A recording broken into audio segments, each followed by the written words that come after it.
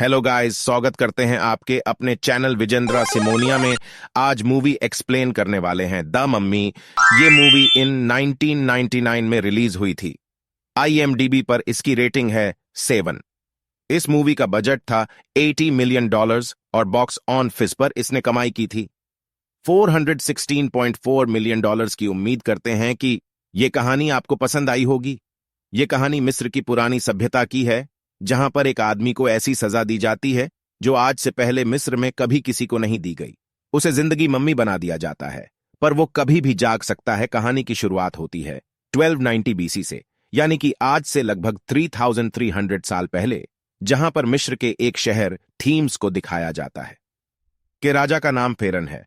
फेरन की जो माशूका है, जिसे कोई हाथ भी नहीं लगा सकता, उसका नाम सोनम उन्हें नमन राजा फेरन से प्यार नहीं करती, बल्कि वो उसके पृष्ठ से, जिसका नाम इमोटैप है, उससे बहुत प्यार करती है। इमोटैप के पास कहीं जादुई शक्तियां हैं। इन्हीं शक्तियों में से एक शक्ति से मुर्दों की दुनिया से आत्मा को बुलाकर इंसान को जिंदा कर सकता है। मोटिव जब राजा फिरौन की माशूका नाम उनसे मिलने के लिए आता है, उसी वक्त वहां पर राजा फिरौन भी आ जाते हैं और इन दोनों को रंगे हाथों पकड़ डिडी लेते हैं और ये दोनों मिलकर राजा फिरौन का कत्ल कर देते हैं। और इससे पहले कि राजा फिरौन के गार्ड अंदर आते को कहते हैं कि तुम यहां से चले जाओ, क्योंकि तुम ही हो जो मुझे जिंदा कर सकते हो। पादरी मोटिव के लोग उसे वहां से ले जाते हैं और अक्सर नाम उन अपने आप को मार देती है, क्योंकि वो जानती है कि मोटिव उसे जिंदा कर सकता है और वो ऐसा करता भी है। उसके लोग उनकी डेड बॉडी को चुरा लेते हैं और जब इमोटेपों से जिंदा करने ही वाला होता है कि वहां पर राजा फिरौन के गार्ड्स आ जाती, जो ये मोटिव को पकड़ डिडेच लेते हैं, उसे एक ऐसी सजा दी जाती है जो आज से पहले कभी किसी को नहीं दी गई। उसे जिंदा ही मम्मी बना दिया जाता है और एक ताबूत के अंदर डालकर ऊपर से वो कीड़े छोड़ दिए जाते हैं जो उसके पूरे शरीर को खा जाए। इस ताबूत को एक खास चाबी से बंद कर दिया जाता है ताकि कभी भी कोई इसे खोल नहीं पाए। अगर कभी किसी ने इसे खोला तो ये मोटिव संपूर्ण मानव जाति के ऊपर कहर बनकर बरसेगा। उसके पास उतने ही सालों की ताकत होगी जितने सालों तक वो ताबूत के अंदर बंद रहेगा। उसके ताबूत को मिस्र के देवता न्यूबस की बहुत बड़ी मूर्ति के नीचे दफना दिया जाता है। कई 100 साल गुजर जाते हैं और वो मूर्ति, जो किसी जमाने में बहुत ऊंची हुआ करती थी, अब वो बहुत छोटी रह गई, क्योंकि पूरा का पूरा शहर जमीन के नीचे दफन हो चुका है। यहां पर देश विदेश के लोग इस जमीन के लिए लड़ीडाते रहते हैं। वो इस बात से बेखबर है कि इसी जमीन के नीचे शैतानी शक्तियां आज भी सांस लेती हैं। यहां पर फ्रेंच आर्मी के एक सोल्जर को दिखाया जाता है जो कि अमेरिकन है। उसे चारों तरफ से घेर लिया जाता है और तभी वहां से सब के सब भाग जाते हैं, क्योंकि उसके पीछे मिस्र की देवता न्यूबस की वही मूर्ति है जिसमें मूर्ति के कदमों के पास आज से हजारों साल पहले इमोटिव के ताबूत को दफनाया गया था। और उन लोगों की जाने के बाद यहां पर रेत उद्दहना शुरू हो जाती है। ऐसा लगता है कि रेत के नीचे कोई है और तभी रेत पर एक चेहरा उभर जाता है। रेत यहां से निकल जाता है। इस शहर का नाम होता है 3 साल बाद हमें मिस्र में एक लेलेडिडाकी को दिखाया जाता है जिसका नाम इवलिन है। ये लॉजिस्ट है। इजिप्ट कहा जाता है, जो मिस्र की पुरानी भाषाओं को, उनके कल्चर को स्टडी करते को मिस्र की पुरानी भाषाएं आती है। इनका एक बड़ढ़ा भाई भी होता है जो इवलिन के पास आता है और उसे एक बहुत अजीब सी चीज दिखाता है। वो उसे कहते हैं कि ये मुझे खुदाई के दौरान मिली थी। इवलिन उसका बटन दबा दिया और वो खुल जाता है। ये उस ताबूत की चाबी होती है जिसमें आज से हजारों साल पहले ही मोटिव को बंद करके जमीन के नीचे दफना दिया गया था। इसके अंदर एक नक्शा भी होता है और ये हम शहर का नक्शा होता है। 3 अपने पिता के दोस्त के पास जाती हैं, जिनकी लाइब्रेरी होती है, जिनके साथ वो काम करती है, और वो उन्हें वो नक्शा दिखाती है। वो इनको कहते हैं कि मनगढ़ंत कहानी है। दरअसल वो नहीं चाहते कि इन वहां पर जाए, क्योंकि आज तक जो भी वहां पर गया है वो कभी भी वापस नहीं आया, पर किसी भी कीमत पर वहां पर जाना चाहती है। वो अपने भाई से पूछती है कि वो अजीब सी चीज, वो नक्शा उसे कहां पर मिला था। उसका भाई उसे सच बता देता है कि वो उसने एक आदमी से चुराया था जो कि अमेरिकी है और अब वो एक जेल में है, और उसका बड़ेढ़ा भाई उस जेल में आते हैं जहां पर वो कैदी होता है, और ये कैदी होता है जो आज से 3 साल पहले की मूर्ति के आगे खड़ेढ़ा था। रिंग समझ जाता है कि उसका भाई यहां पर क्यों आए। उसे आज फांसी होने वाली है। वो को कहता है कि अगर तुम जाना चाहती हूं जहां से मुझे चाबी मिली थी, तो तुम्हें मुझे छुड़ाना होगा। अब जब उसे यहां पर फांसी होने वाली होती है तो यहां का जो इंचार्ज होता है को छोड़ने के लिए कहती है, पर वो किसी भी कीमत पर उसे छोड़ना नहीं चाहता। उसे बताते हैं कि शहर में, जहां पर मिस्र के पुराने राजाओं का खजाना गढ़ा है, वो जगह को पता है, अगर तुम रिक को छोड़ दोगे तो तुम्हें उस खजाने में से 25% मिल सकता है। वो मान जाता है और अब यह सब के सब मिस्र की उस जगह के लिए निकल पड़ते हैं जहां पर वो खजाना है। ये पानी की शिप से जाते हैं। यहां पर कुछ और भी अमेरिकन होते हैं जो उसी जगह जा रहे होते हैं क्योंकि उन्हें भी खजाने की तलाश करनी है। एनरिक को बताती है कि उसे इतिहास की सबसे फेमस किताब जिसका नाम है, जिसमें मिस्र के शाही खानदान ओ की सभी जादुई शक्तियां के राज देखे हुए, वो उसे चाहिए जो कहीं ना कहीं हम मात्र में दफन है। अभी सबके सब हम ना पत्र पहुंच जाते हैं। वहां पर की मूर्ति दिखाती है। वो कहती हैं कि इसका आधा हिस्सा जमीन के अंदर धंस चुका है और यह सब के सब जमीन के अंदर उस जगह पहुंच जाते हैं जहां पर जो कि मिस्र के देवता हैं, उनकी मूर्ति का आधा हिस्सा है। यहां पर चारों तरफ अंधेरा होता है। तभी वहां पे लगे हुए एक शीशे को ऊपर की ओर करती है, यानी बाहर की, और जहां पर सूरज की रोशनी होती है और सूरज की रोशनी उस शीशे पर टकराकर अंदर लगे हुए बाकी शीशों से टकराती है। यानी कि एक तरह का शीशों का यहां पर जिग जैक होता है, चारों तरफ उजाला हो जाता है। दरअसल ये एक पुरानी टेक्नोलॉजी है जिससे लोग अंदर उजाला किया करते थे। यहां पर अब उस किताब को ढूंढना शुरू कर देती है। वहीं यहां पर इनका वो साथी जिसने रिक की फांसी की सजा को माफ किया था, वो अंदर सोना ढूंढने के लिए निकल पीढ़ता है तो अभी उसे दीवार पर गुदा हुआ एक हजारों साल पुराना चित्र दिखता है जिस पर बहुत बेशकीमती पत्थर लगे होते हैं। वो उनमें से एक पत्थर को निकालता है जो नीचे गिर जाता है और तभी उस पत्थर के अंदर से कीड़ा निकलता है जो उसके पैर के अंदर घुस जाता है और उसके पूरे शरीर में रेंगना शुरू कर देता है। वो इस दर्द को बर्दाश्त नहीं कर पाता और पागलों की तरह भागता है और एक दीवार से टकराकर उसकी मृत्यु हो जाती है। एवलिन रिक और उसके भाई को कुछ समझ नहीं आता कि ये ऐसे पागलों की तरह क्यों भाग रहा था। अब रात को इस सब की सब ऊपर एक बार फिर से जमा होते हैं जहां पर वो दूसरा ग्रुप भी होता है जो यहां पर ढूंढना चाहता है। दरअसल अब इन सब के बीच में समझौता हो चुका है, जो भी सोना मिलेगा उसका हिस्सा हो जाएगा। पर तभी यहां पर इन पर हमला हो जाता है। कुछ लोग घोड़ों पर आते हैं जिन्होंने काले कपट डिडिडे पहने होते हैं और ये बादशाह फिरौन के रक्षकों के वंशज होते हैं जो पिछले 3000 सालों से इस जगह की आज भी निगरानी करते हैं, क्योंकि ये जानते हैं कि ये मुर्दों की नगरी है। किसी ने अगर इमोटिव को उसके ताबूत से बाहर निकाला तो वो पूरे मिस्र को खत्म कर देगा। इन रक्षकों के वंशजों का जो लीडर होता है उसका नाम भी होता है।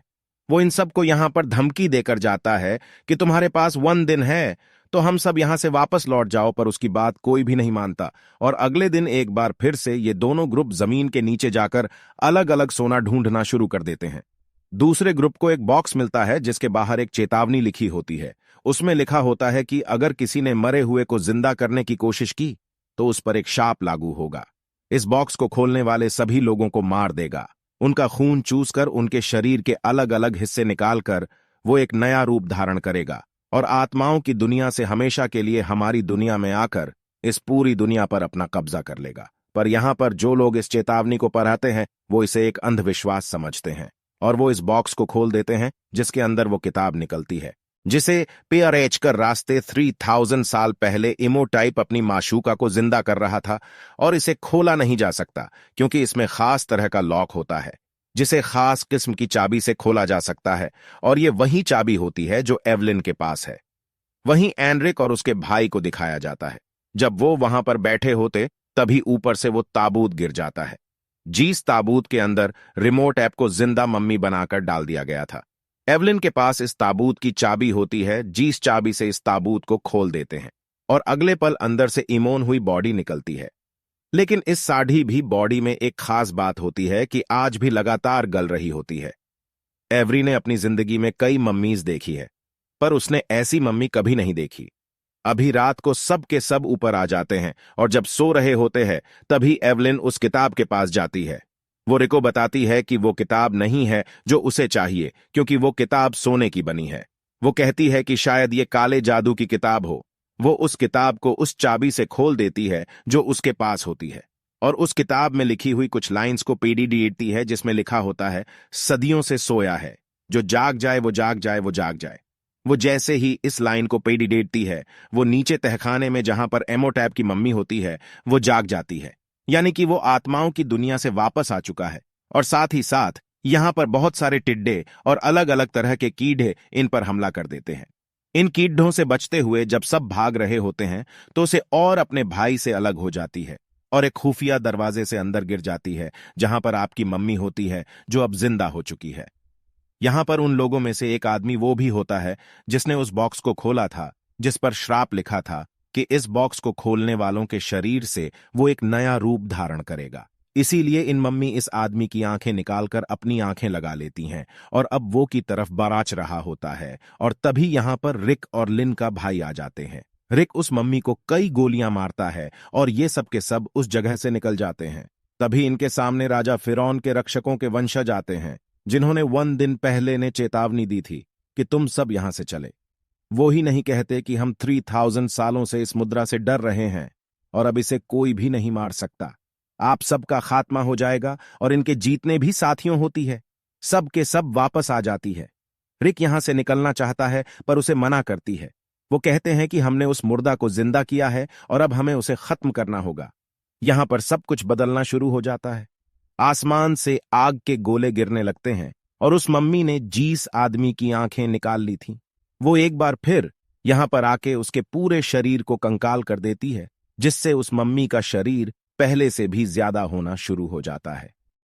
यहां पर ना जाते हैं मम्मी पर कई गोलियां चलाता है, लेकिन उसके शरीर पर गोलियों का कोई भी असर नहीं हो रहा होता। पर जब वो यहां पर एक बिल्ली देखता है तो उससे वो डर जाता है और इस जगह से भाग जाता है। को कुछ समझ नहीं आता कि वो बिल्ली से क्यों डरा था। इसीलिए वो मिस्र के पुराने राजा फेरौन के रक्षकों के वंशजों के पास जाते हैं, जो इस जगह की हजारों साल से रखवाली कर रहे हैं और जिन्होंने रिक और उसके साथियों को कहा था कि तुम 1 दिन के अंदर यहां से चले जाना। वो लोग इन्हें बताते हैं कि बिल्लियां अंधेरी दुनिया की रखवाली करती है, इसीलिए मोटे पुल से डरता है और जब उसका पूरा शरीर उसे मिल जाएगा तो वो बिल्लियों से डरना बंद कर देगा। ये मोटिव को अपना पूरा शरीर पाने के लिए उन 4 लोगों को मारना होगा जिन्होंने वो संदूक खोला था जिसके अंदर से काली दुनिया की किताब निकली थी, जिसे पढ़ने के बाद वो जिंदा हुआ। हालांकि अब वो एक को मार चुका है पर अभी भी 3 बच्चे हुए हैं। इवनिंग यहां सबको बताती है कि जब सबसे पहले मुझे ये मोटे आपने देखा था तो उसने मुझे अनसुना मून कहा था। उसने ऐसा क्यों कहा? इवनिंग को बताया जाता है कि नमूना से हजारों साल पहले मिस्र के राजा की माशूका थी, पर यह मोटिव के उसके साथ नाजायज संबंध थी। उन दोनों ने मिलकर राजा फिरौन का कत्ल कर दिया। इसीलिए सजा के तौर पर को जिंदा मम्मी बनाकर दफन कर दिया गया। और अब एक बार फिर से इमोटाइप अपनी माशूका को, जिसका नाम उन्हें उसे जिंदा करना चाहता है, जिसके लिए वो तुम्हारी बलि देगा और तुमसे पहले वो बचे हुए 3 लोगों को मारकर अपने शरीर को पूरा करना चाहेगा। अब बचे हुए 3 लोगों में से 2 यहां पर होते हैं और एक यहां पर नहीं होता, जो कि एक इतिहासकार भी है और उसी के पास वो काले जादू की किताब है जिससे हुआ था और उसी किताब से वो अपनी माशूका अनुसुना में उनको जिंदा करना चाहता है। रिक अपने को साथियों के साथ उस जगह तक पहुंच जाता है, पर इससे पहले कि वो इतिहासकार तक पहुंचते हैं वो देखते हैं कि मोटे आप वहां तक पहुंच चुका है। उसने उसे मारकर उससे वो खिताब हासिल कर ली है। साथ ही साथ उससे वो बॉटल भी हासिल कर लेता है जिसके अंदर अनुसुनाम उनका एक अंक है। ऐसी और भी बॉटल्स है जो उसे हासिल कर रही है। रेक ऊपर से उसे देखता है। वो देखता है कि दूसरे आदमी को मारने के बाद रिमोट का शरीर पहले से भी ज्यादा विकसित हो गया है को देख लेता है। वो अपना मुंह खोलता है जिसके अंदर से बहुत सारे महामारी के कीड़े निकलते हैं। यहां से चला जाता है और सीधा उस जगह जाता है जहां पर उसका तीसरा शिकार है। उसके पास सुनाम उनकी अंशु वाली एक और बॉटल होती है। ये मोटिव वहां पर पहुंच जाता है और उसे मार देता है।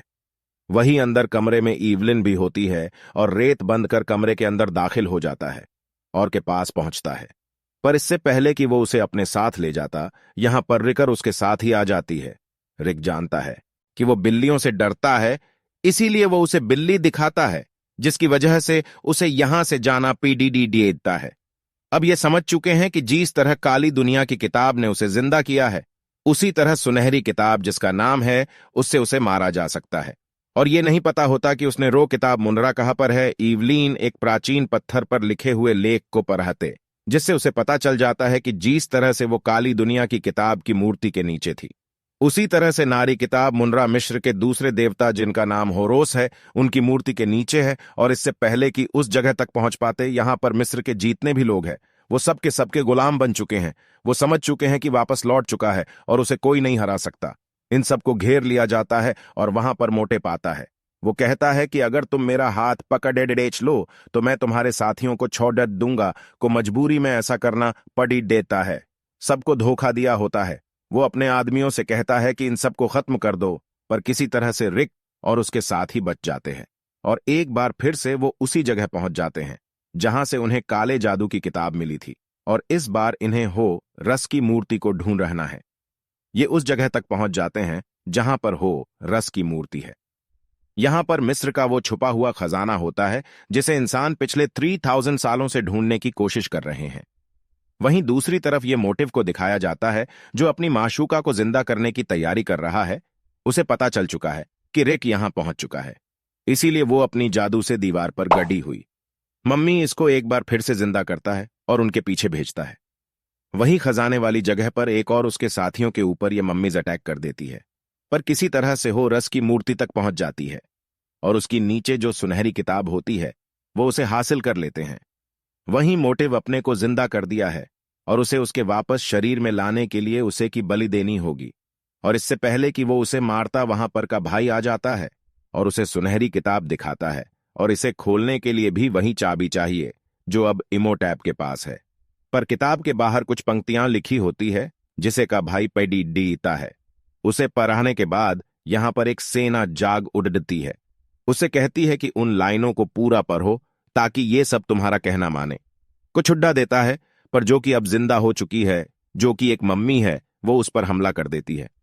वही वो सेना जिसे अभी अभी के भाई ने जगाया है और रिक का पीछा कर रही होती है और अब का भाई सारी पंक्तियां पढ़ चुका होता है और जैसे वो पंक्तियां पढ़ता है पूरी सेना और रुक जाती है। इसके बाद वो उस सेना को ऑर्डर देता है कि सुनाम उनको मार दो। वो सेना ऐसे ही करती है। वो अलग सुनाम उनको मार देती है जिससे को बहुत गुस्सा आता है। भाई के पास जाता उसे गर्दन से पकड़ देकर ऊपर कर देता है, पर तभी उस पर हमला करता है जिससे वो छूट जाता है। पर अब उसने मोटिव से उसकी चाबी चुरा ली है। वो अपनी बहन के पास जाता और ये दोनों उस किताब को खोल देते हैं। वही जी को अब मारने वाला होता है और इससे पहले कि वो उसे मारता किताब की लाइनें पैडी देती है, कालू से मार ले जाओ उस पार, तभी एक सफेद रथ आता है जो उससे टकराकर उसकी सारी शक्तियां ले जाता है। यानी कि शरीर भी अब आम इंसानों की तरह हो गया है। और जब वो रिंग की तरफ जाता है तो रिक अपनी तलवार से उसे मार देता है। मोटिव कहता है कि अब मैं मुक्त हो गया। उसका शरीर जो जीवन और मरण के बीच चक्रव्यूह में फंसा हुआ था, अब उससे मुक्ति मिल चुकी है और यहां पर सभी दरवाजे बंद होना शुरू हो जाते हैं। ये तीनों की तीनों किसी तरह से वहां से बाहर निकल जाते हैं और जैसे ही बाहर निकलते हैं वो पूरी की पूरी जगह जमीन के अंदर धंस जाती है। वहां पर मिस्र के राजा के रक्षकों के जो वंशज होते हैं उनका लीडर भी आता है जो इन्हें सब खत्म करने के लिए शुक्रिया कहता है। ये तीनों के तीनों वहीं पर खड़ी डेहे हुए ओंटों पर बैठकर निकल जाते हैं और अंत में दिखाया जाता है कि इन नोटों में उन्हीं के एक साथी ने यहां के खजाने को लदा हुआ है, यानी कि अब इनके पास बहुत सारा सोना भी है। इसी के साथ एक कहानी यहीं पर खत्म हो जाती है। सो गैस मूवी कैसी लगी कमेंट करके जरूर बताइएगा और वीडियो पसंद आया तो लाइक कीजिए और चैनल पर नए तो सब्सक्राइब करें। बिना ना जाएगा तो फिर मिलते हैं अपने अगले वीडियो में। तब तक के लिए बाय।